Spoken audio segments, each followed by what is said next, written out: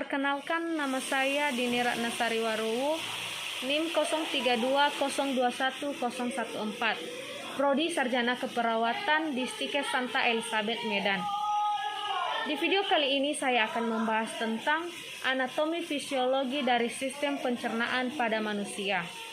Sistem pencernaan pada manusia merupakan serangkaian jaringan organ yang memiliki fungsi untuk mencerna makanan. Makanan tersebut diproses secara mekanik dan secara kimiawi. Sistem pencernaan pada manusia berperan penting dalam mencerna makanan dan minuman menjadi energi serta berbagai jenis nutrisi yang diperlukan tubuh. Tak hanya itu, namun sistem organ ini berfungsi untuk mengeluarkan zat beracun dan makanan melalui feses dan tinja. Sistem pencernaan manusia ini berfungsi untuk mengolah makanan dan minuman yang dikonsumsi menjadi nutrisi dan energi.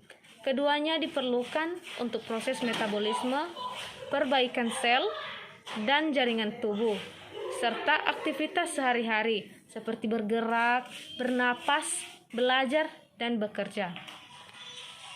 Nah, selanjutnya, sistem pencernaan ini terdiri dari dua komponen, yaitu saluran pencernaan atau tractus digestivus, saluran panjang yang dilalui dari mulut dan berakhir di anus.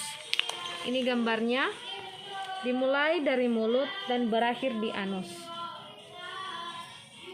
Dan yang kedua yaitu organ pencernaan tambahan yang terdiri dari pankreas, kantong empedu, dan hati. Organ ini terletak di luar dinding saluran cerna dan menyalurkan sekresinya melalui ductus ke dalam lumen saluran cerna.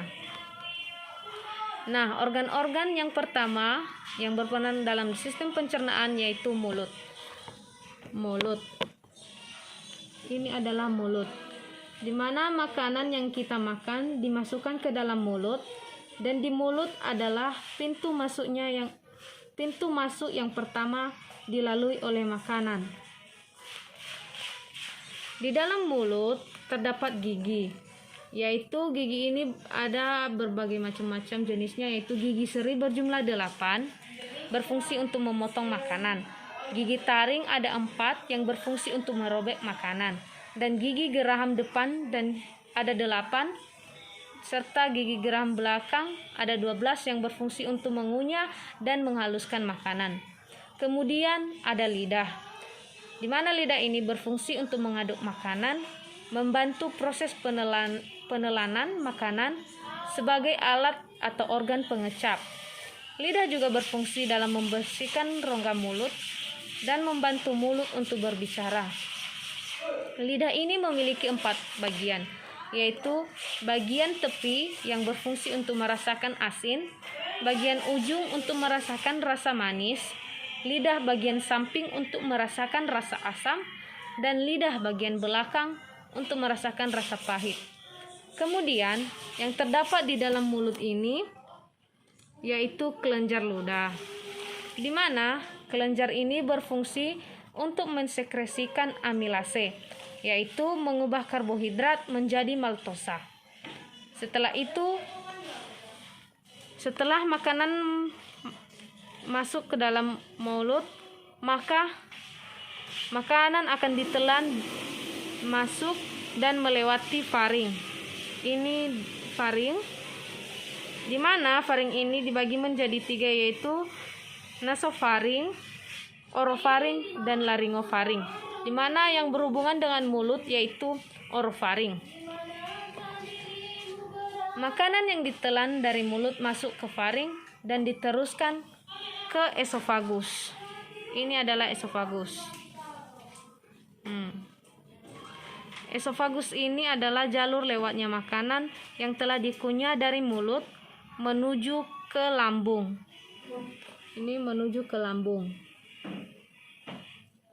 Yang panjang esofagus ini sekitar 20 sampai 25 cm dan memiliki dua sphincter, yaitu sphincter bawah dan sphincter atas.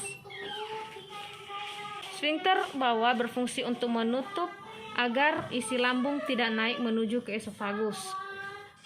Pada dinding esofagus terjadi gerakan peristaltik, yaitu gerakan meremas-remas yang mendorong makanan menuju lambung. Setelah melalui esofagus maka akan masuk ke lambung, di mana lambung ini merupakan rongga seperti kantong yang berbentuk huruf J, dan lambung ini dibagi menjadi 3 bagian, yaitu kardia bagian atas yang berhubungan dengan esofagus. Yang kedua yaitu fundus, yaitu bagian tengah lambung ini, dan filorus yaitu bagian akhir lambung yang ini. Fungsi lambung yaitu untuk mengolah makanan, memilah dan menyingkirkan zat berbahaya, di mana lambung menghasilkan asam hidroklorik yang berfungsi untuk memecahkan makanan serta menyingkirkan zat atau mikroba berbahaya yang ada di dalam makanan yang telah kita makan. Kemudian fungsi lambung ini untuk menyimpan makanan, menyerap zat yang baik untuk tubuh. Kemudian makanan dari lambung akan masuk ke usus. Dari lambung masuk ke usus halus. Usus halus ini merupakan organ pencernaan yang terletak di antara lambung dan usus besar. Bentuknya berupa saluran dengan panjang sekitar 670 sampai 760 cm. Kemudian usus halus ini dibedakan menjadi 3 bagian, yaitu duodenum. Ini duodenum,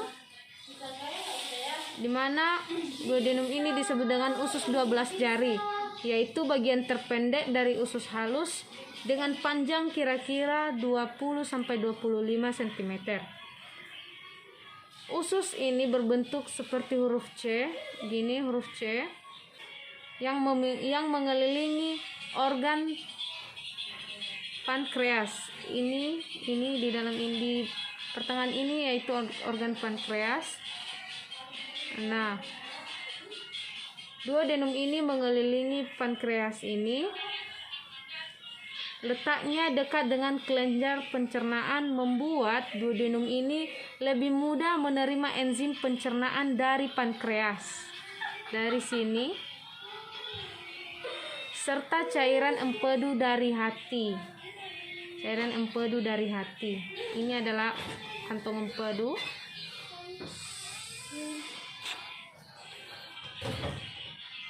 Ini terjadi proses penyerapan makanan. Yang kedua yaitu jejunum.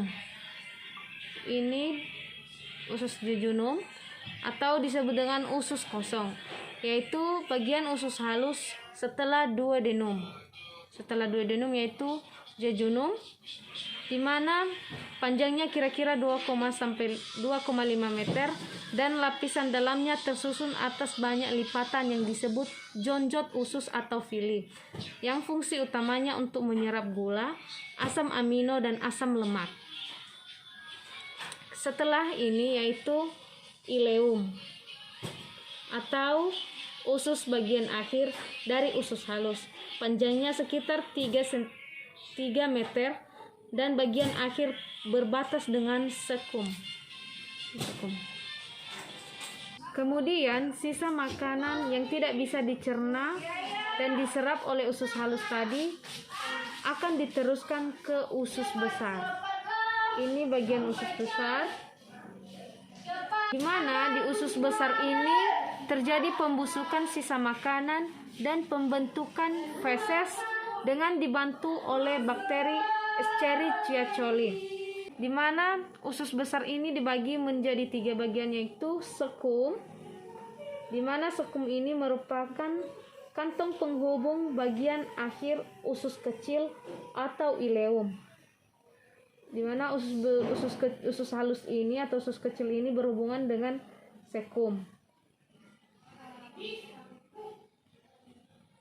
Yang kedua yaitu kolon. Ini adalah dari sini Dari sini sampai ke sini disebut kolon. Di mana kolon ini terbagi menjadi 4 bagian, yaitu ascenden. Dari sini ascenden.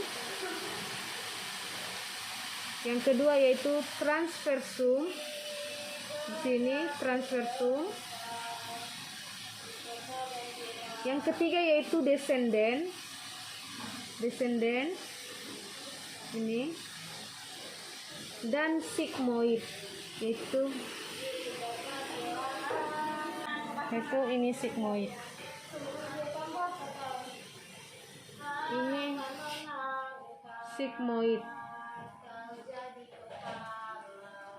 Kemudian bagian usus besar yang terakhir itu rektum, yaitu bagian bawah usus besar yang terhubung dengan kolon sigmoid.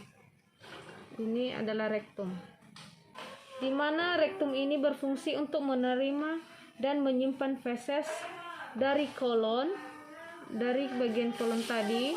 Di sini akan tersimpan fesesnya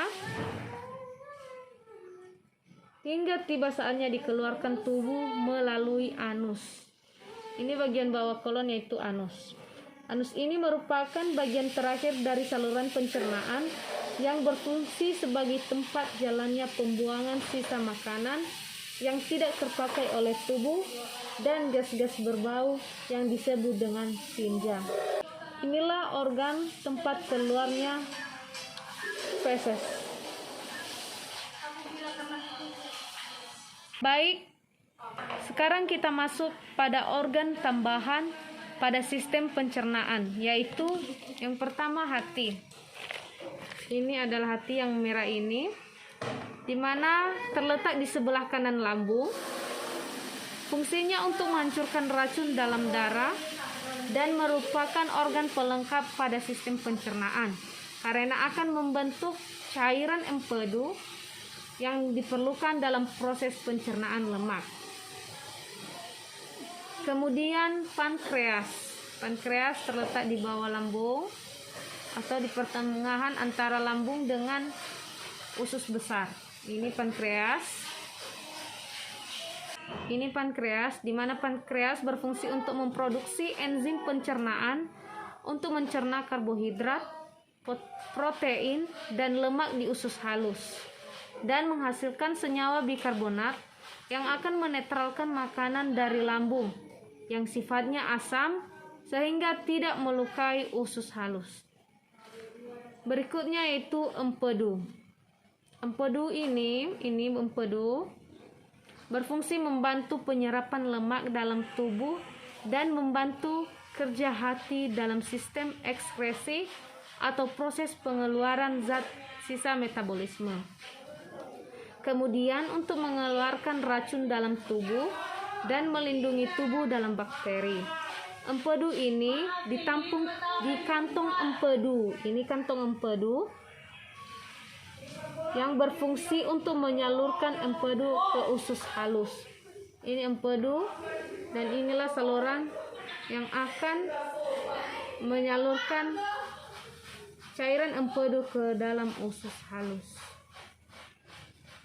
Baik, demikian penjelasan dari saya tentang anatomi fisiologi dari sistem pencernaan, dan mohon maaf jika ada kekurangan. Terima kasih. Salam sehat, salam psike Santa Elizabeth Medan.